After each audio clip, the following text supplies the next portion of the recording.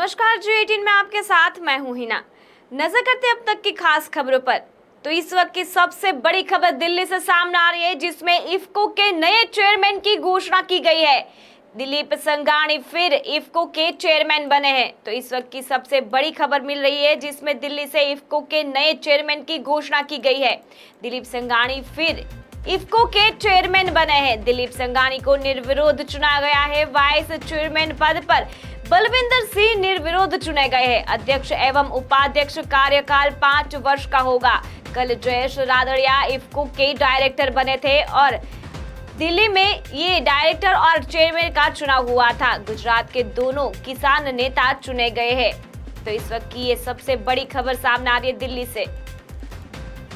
तो दिल्ली से इस वक्त की सबसे बड़ी खबर सामने आ रही है, जिसमें इफ्को के नए चेयरमैन की घोषणा की गई है। दिलीप संघानी फिर से इफ्को के चेयरमैन बने हैं। दिलीप संघानी को निर्विरोध चुना गया है। वाइस चेयरमैन पद पर बलविंदर सिंह निर्विरोध चुने गए। अध्यक्ष एवं उपाध्यक्ष का कार्यकाल 5 वर्ष का होगा।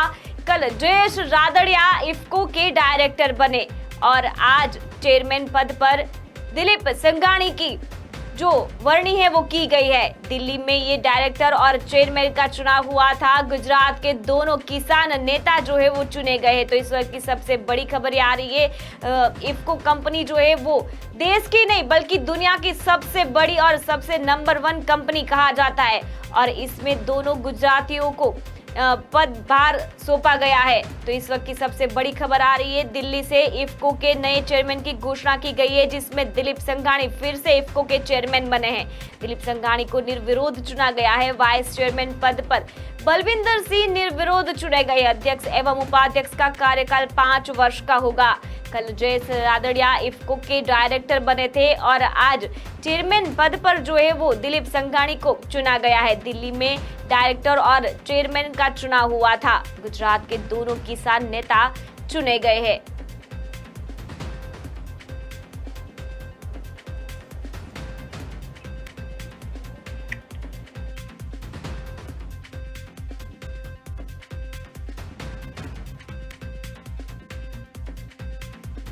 खास खबरों पर नजर डालें तो श्री केदारनाथ धाम मंदिर के कपाट खुलने के बाद उत्तराखंड के मुख्यमंत्री पुष्कर सिंह धामी ने कहा कि भक्ति और तीर्थयात्री इस यात्रा का इंतजार करते रहते हैं।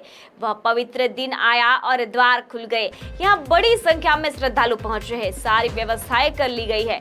मैं सभी को अपना अभिनंदन देता हूं और उन सभी का स्वागत करता हूं। यहाँ पहली पूजा प्रधानमंत्री नरेंद्र मोदी के नाम से की गई। पूरे विधि विधान के साथ दर्शन शुरू हो गए हैं। उनके प्रधानमंत्री बनने के बाद बाबा केदारनाथ मंदिर के पूर्ण विकास का काम 3 चरणों में पूरा किया जा रहा है। हमारा प्रयास है कि यह जल्द पूरा हो।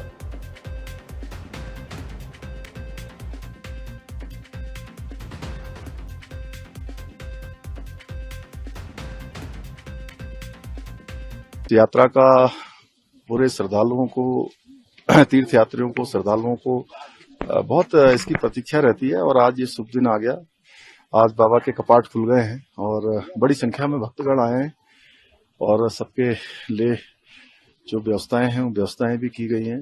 कोशिश करी गई है कि सारे इंतजाम अच्छे हों, यात्रा अच्छी तरह से चले, सुचारू रूप से चले, किसी को कोई परेशानी न हो। मैं सबका अभिनंदन करता हूँ, स्वागत करता हूँ और भगवान बाबा केदार से प्रार्थना करता हूं कि सबकी यात्रा मंगलमय हो, सबकी मनोकामनाएं पूर्ण हो।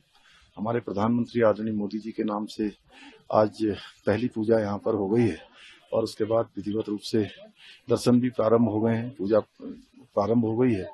बाबा केदार के अनन्य भक्त हैं माननीय प्रधानमंत्री जी। उनके प्रधानमंत्री बनने के बाद बाबा केदार का भव्य और दिव्य नव निर्माण और पुनर्निर्माण के कार्य 3 चरणों में यहाँ पूरे हो रहे हैं।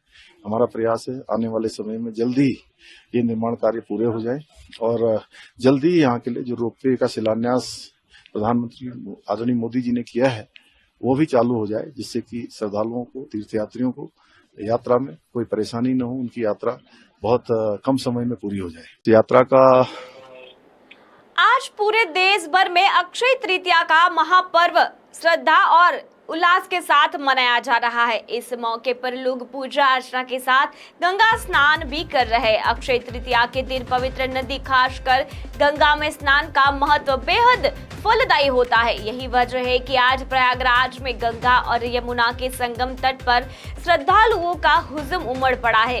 सुबह मुहूर्त से ही श्रद्धालु मां गंगा की गोद में आस्था की डुबकी लगा रहे हैं। संगम के सभी घाटों पर श्रद्धालु स्नान दान कर रहे हैं।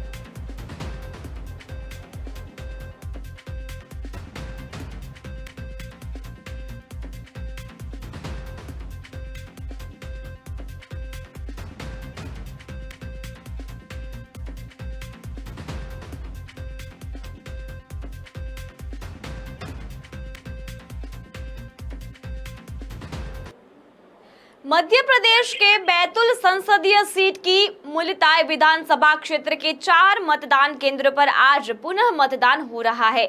मुलताई के मतदान केंद्र 2075 रजापुर में शासकीय हाई स्कूल, 276 डूडर रैयत में राजकीय एकीकृत उच्च विद्यालय, कुंडा रैयत में शासकीय नवीन प्राथमिक शाला भवन और 280 चिखली माल शासकीय एकीकृत माध्यमिक विद्यालय में सुबह 7 बजे वोटिंग शुरू हुई।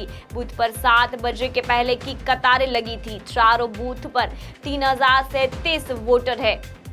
मतदान करने पहुंचे बुजुर्ग और युवाओं का गुलदस्ता देकर स्वागत किया गया। लोकसभा चुनाव के लिए मतदान के तीसरे चरण में 7 मई को बैतूल सीट पर भी वोट डाले गए थे।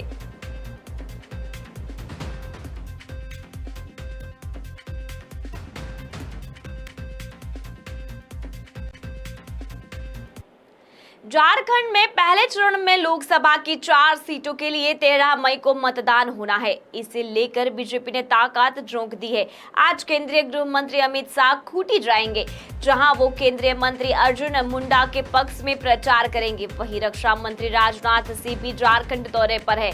वो पहले दुमका सीट से भाजपा प्रत्याशी सीता सोरेन के पक्ष में चुनावी सभा को संबोधित करेंगे। दोपहर के बाद गोड़ा से प्रत्याशी सांसद निशिकांत दुबे के नामांकन में शामिल होंगे। इसके अलावा छत्तीसगढ़ के मुख्यमंत्री विष्णुदेव साय भी झारखंड में चुनावी प्रचार करेंगे। आज उनका भी दौरा है। वहीं पहले फेज की वोटिंग के दूसरे दिन 14 मई को पीएम मोदी गिरिडीह जाएंगे।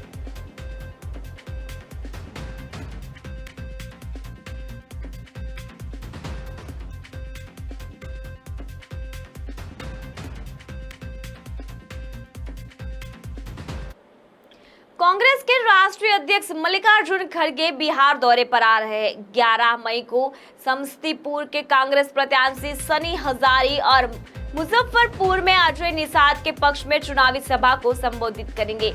लोकसभा चुनाव की घोषणा के बाद खड़गे का ये दूसरा बिहार दौरा है। इससे पहले उन्होंने किशनगंज और कटिहार में महागठबंधन प्रत्याशी के समर्थन में रैली की थी। सासाराम संसदीय सीट से कांग्रेस अपना उम्मीदवार बदल सकती है। मनोज कुमार की जगह भाजपा से कांग्रेस में शामिल हुए छेदी पासवान को उम्मीदवार बनाया जा सकता है। चर्चा है कि शुक्रवार को सब कुछ क्लियर हो जाएगा।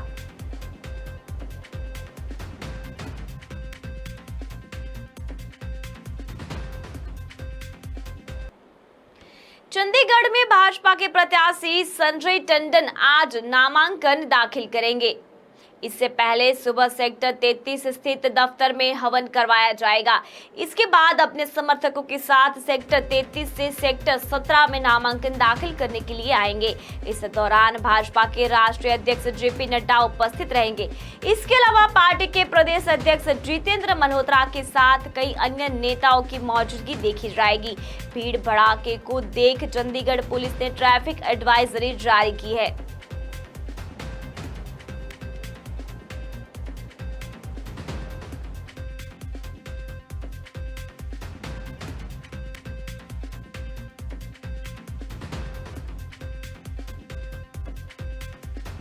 गोरखपुर से भाजपा उम्मीदवार रवि किशन ने नामांकन दाखिल करने से पहले गोरखनाथ मंदिर में पूजा की। रवि किशन ने कहा, यह मेरा सौभाग्य है कि मुझे नामांकन दाखिल करने का मौका मिल रहा है। काशी के बाद गोरखपुर हॉट सीट है। देश दुनिया की निगाहें गोरखपुर पर है। यहाँ से ईडी अलायंस ने सपा नेता काजल निषाद को मैदान में उतारा है। 7वें चरण में 1 जून को गोरखपुर में वोटिंग होगी। सीएम योगी आदित्यनाथ भी रवि किशन के नामांकन में शामिल होंगे, यहां एक रैली को संबोधित करेंगे। इसके बाद बहराइच में बांसगांव से भाजपा प्रत्याशी कमलेश पासवान के नामांकन में शामिल होंगे। इधर कन्नौज और कानपुर में अखिलेश यादव और राहुल गांधी एक साथ रैली करेंगे।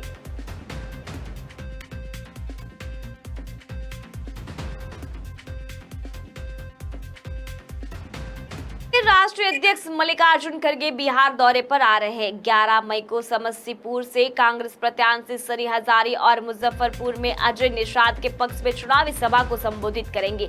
लोकसभा चुनाव की घोषणा के बाद खड़गे का ये दूसरा बिहार दौरा है।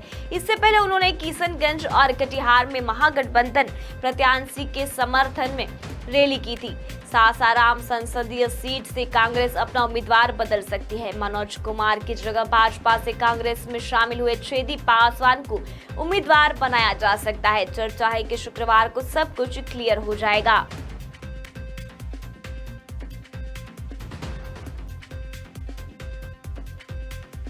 मौसम विभाग ने अगले 5 दिनों तक राज्य के अधिकांश हिस्सों में शुष्क मौसम की भविष्यवाणी की है, लेकिन अगले चौथे और 5वें दिन दक्षिण गुजरात के कुछ हिस्सों में हल्की से मध्यम बारिश की भी भविष्यवाणी की है। मौसम विभाग के वैज्ञानिक अभिमन्यु चौहान ने बताया कि पिछले 24 घंटों के दौरान अहमदाबाद शहर में अधिकतम तापमान 43.3 डिग्री सेल्सियस दर्ज किया गया है। वहीं आज शहर का अधिकतम तापमान 43 डिग्री सेल्सियस से ऊपर दर्ज किया जा सकता है, जबकि गांधीनगर शहर में अधिकतम तापमान 42 डिग्री सेल्सियस रहने की संभावना है। अगले 24 से 36 घंटों के बाद इन दोनों शहरों का अधिकतम तापमान 1 डिग्री सेल्सियस कम हो सकता है, तो अगले 2 दिनों के बाद गांधीनगर शहर का अधिकतम तापमान 1 डिग्री घटकर 41 से 42 डिग्री सेल्सियस हो सकता है।